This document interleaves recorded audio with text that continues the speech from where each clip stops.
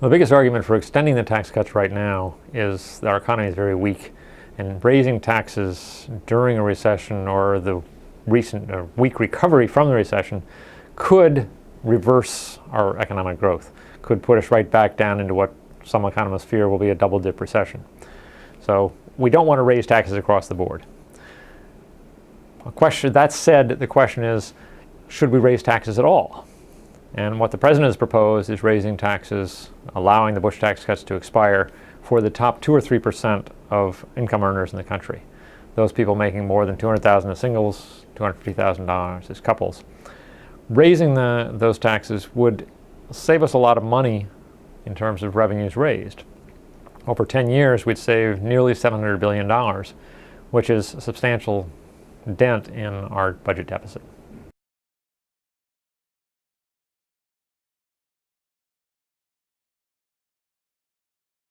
The president's logic in proposing to raise taxes only on the very wealthy is predicated on his observation of what's happened to incomes over the past few decades. If you look between 1979 and 2005 and ask how incomes have changed in this country, the bottom 20%, the poorest 20% of the population have seen their incomes rise 1% after inflation. People in the middle 20% might be viewed as a narrow view of the middle class. Incomes have risen about 15% over that same period. People in the top 20%, incomes have risen about 75%. And if you focus on the very top, the top 1%, their incomes have roughly tripled after inflation. The president observes this and says, okay, people in the middle and the bottom of the distribution are having trouble making ends meet. Their incomes haven't risen very much, and raising taxes on them would put them in an even worse situation than they are. People at the very top end have done very, very well in recent years, and therefore raising taxes on them is not imposing an especially heavy burden on those who are quite well off.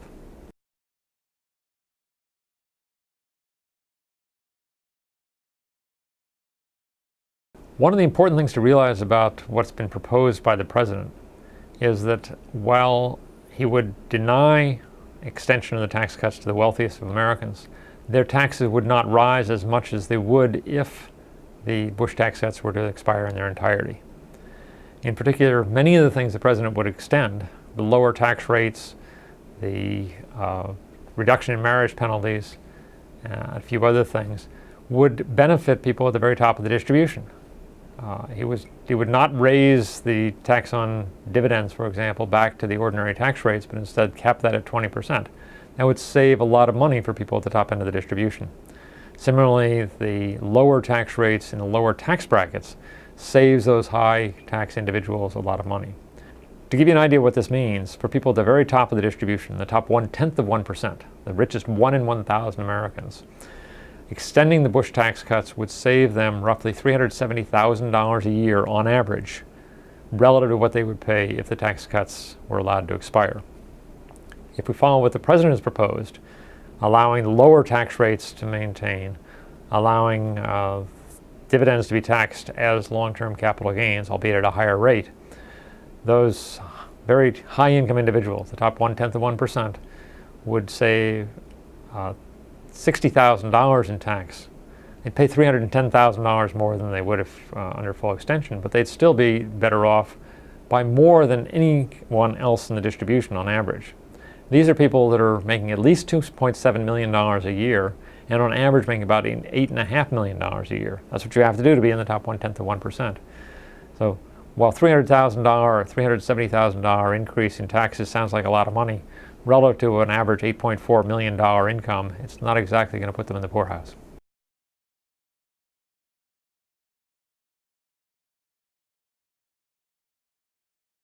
Extending the tax cuts for all but the wealthy maintains the after-tax incomes for that 97% of the population that would not see their taxes rise. And for them, that means they could continue their spending and consumption at the levels they're currently doing. If, on the other hand, we allowed the tax cuts to expire for them, they would have less money to spend, they would cut their spending, that would reduce demand, and would stifle our nascent economic recovery. It might turn us into a second recession, a double-dip recession many economists are worrying about. Economists are not terribly worried about people at the top end of the distribution. For them, much of their tax savings go right into the bank. They're not being spent. Any additional dollar of income a much smaller portion gets spent by them. In fact, if you look at the Congressional Budget Office analysis of alternative ways of stimulating the economy, one of the things they said was extending this would have the least bang for the buck of any of 11 different options they looked at.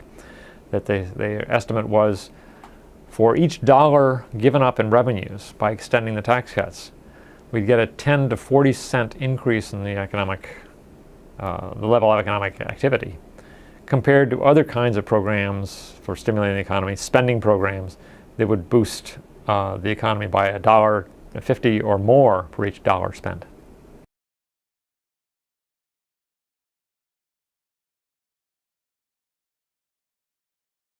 Relative to allowing all the Bush tax cuts to expire as scheduled next year, extending the tax cuts for all but the wealthiest Americans would increase our budget deficit by an aggregate $3 trillion over the next 10 years. In contrast, extending the tax cuts for everyone would increase the deficit by about $3.7 trillion.